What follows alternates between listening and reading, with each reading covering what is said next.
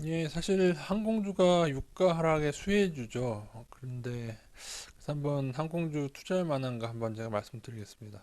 항공주는 제가 예전에 정확히 기억 안 나는데 이 부분이었던가 어딘가 모르겠는데 아시아나 항공과 대한항공의 부채를 제가 문제 삼고 음, 투자 유의를 당부드렸죠. 일단은 코로나로 인한 직격탄을 맞는 업종이죠. 왜냐하면 지금 항공 수요가 줄어서 그래서 코로나로 인해서 이렇게 떨어져 왔고 최근에는 유가가 조금 하락하면서 좀 물론 이제 증시도 반등했고요. 그래서 이렇게 반등이 온 상태인데 음, 간단히 말씀드리면 아시아나항공과 대한항공의 문제는 너무 높은 부채 비율에 있습니다. 물론 뉴스상에서는 이 부채가 항공기를 리스한다든가 뭐 그런 거라고는 하는데 그럼에도 너무 비싸서 그러니까 이 부채 비율에 대한 문제 자체가 또 기사로 나온 적이 있죠. 지금 보시면은 이게 부채입니다. 자본은 지금 9천억 이제 점점 줄고 있죠. 작년에 적자일 거예요. 그래서 9천억인데 부채가 그 10배가 넘죠. 12조 5천억. 그럼 이거를 이겨내기 위해서는 상당한 흑자가 필요한데 왜냐하면 저 이자 비용만 엄청날 거 아닙니까? 근데 이미 2018년도, 19년도 모두 적자입니다. 음, 별도 재무제표로 보면은 적자폭이 상당하죠. 예. 물론 그 연속 재무제표도 마찬가지고요. 이때 상승했을 때가 무슨 어디에서 인수한다 막 그런 얘기 나왔을 때 금호그룹주가 같이 올랐던 것으로 기억되는데요. 근데 저런 건 사실 의미가 없습니다. 어디서 인수를 하건 어쨌든 간에 인수를 하건 법정 관리를 받건 어떻든 간에 주주들은 고통을 받게 되어 있습니다. 이런 재무제표들은요. 그래서 오히려 이러한 단기 급등 이벤트로 개인들이 또 다시 달려들어서 이제 물린 상태이긴 하죠. 대한항공도 차트는 비슷한데요. 그 분들이 거래량이 많이 터지는 게 보십시오. 여기 거래량은 다 이제 개인들이 사는 거거든요. 조심하셔야 됩니다. 늘 말하지만 개인들이 계속 사면은 주가는 나중에 다시 떨어지는 경우가 많습니다. 외국인도 팔고 기관까지 팔고 있어요. 보통 바닥권에서 거래량은 좋은 경우가 많은데 지금처럼 이렇게 개인이 중점적으로 매수를 하게 되면은 그리고 기관이 뭔가 이렇게 크게 팔 때는 별로 이렇게 좋은 결과를 내지 못하는 경우가 많습니다. 그 이유는 역시 실적 마찬가지죠. 18년, 19년 마찬가지죠. 적자를 기록하고 있고요.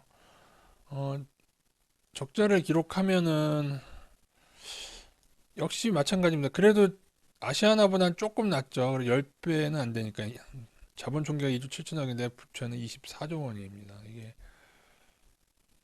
부채 비율이 너무 크고 시총을 볼까요? 시총 PBR로 보면 낮겠죠. 0.72. PBR은 0.72. 왜냐하면은 시가총액은 1조 8천억 분이 안 돼요. 그래서 사실 적자와 부채만 아니라면은 투자 가능한 레벨인데 PBR로 봤을 때 저 부채가 해결될 것인가? 뭐 어떤 분들은 뭐 항공업은 이런 부채를 뭐 끼고 갈 수밖에 없다는데 그렇지 않아요. 제주항공을 보여드릴게요. 제주항공의 부채 비율입니다.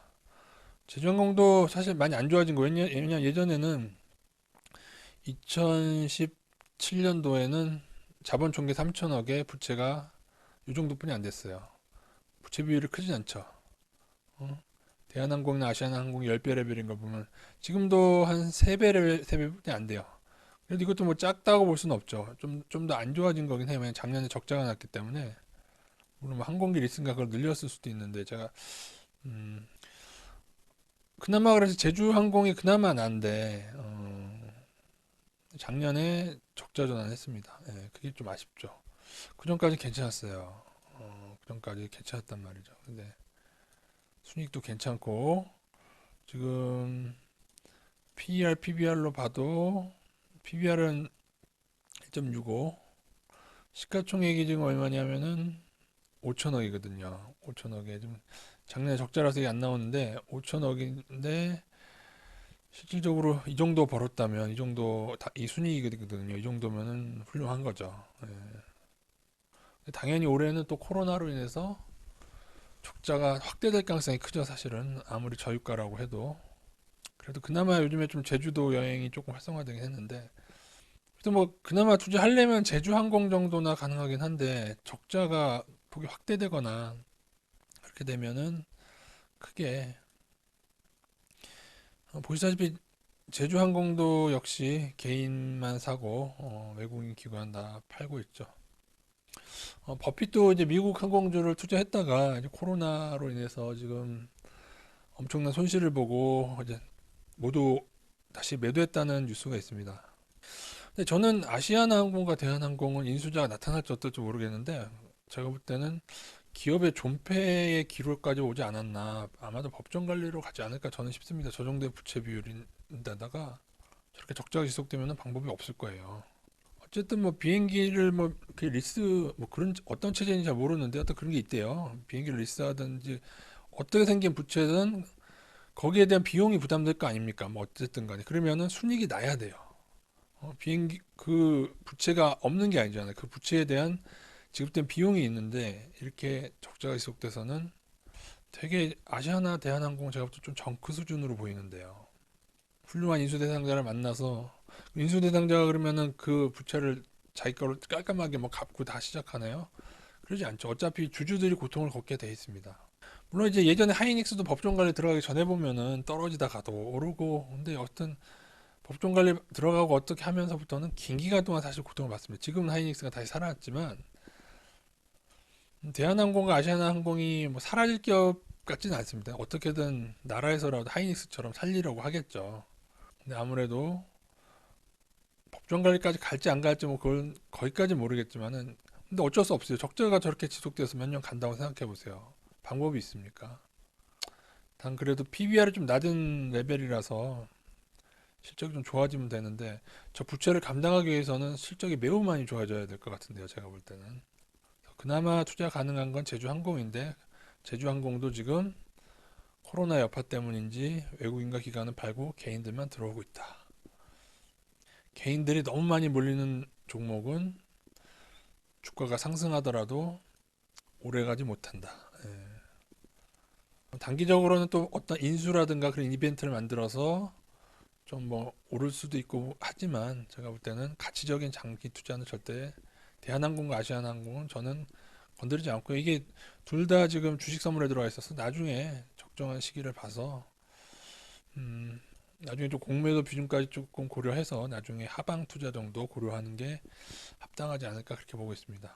물론 대한항공과 아시아나항공이 이렇게 쇠락해 가면은 사실 제주항공은 이제 발전해 갈 수 있는 건 사실이야. 지금 근데 뭐 이스타항공도 지금 인수한다 어쩐다 하는데 약간 삐걱거리는 것 같긴 한데 전 그래도 뭐 발전 가능성으로 친다면 제주항공 근데 늘 신생하는 회사는 조금 위험성이 있긴 합니다. 왜냐하면은 사업을 좀 무리하게 확장하다가 또 코로나 사태가 장기화되거나 하면은 또 타격이 있을 수 있거든요. 그래서 제가 볼 때 항공주 투자는 어, 원유 하락, 저유가 수혜주긴 하나 투자는 되게 신중하게 하는 것이 좋을 것 같다는 게 저의 의견입니다. 그래도 굳이 하고 싶다면은 셋 중에서는 그나마 제주항공이 훨씬 낫다. 부채 비율로 봐도 그렇고 적자도 작년부터 시작되지 그 아시아나 대한항공은 막 재작년부터 시작되지 않았습니까?